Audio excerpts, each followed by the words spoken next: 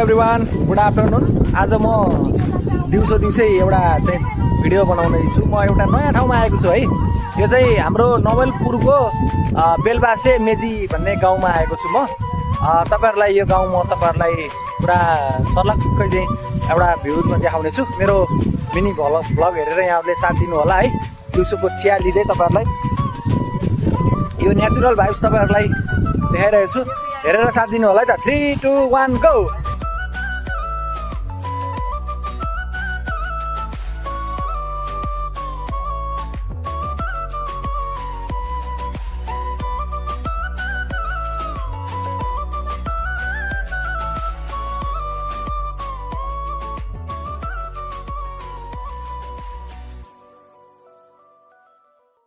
ल देखिहाल्नुभयो, मैले यो गाउँ पुरै सर्लक्कै देखाइहालेँ।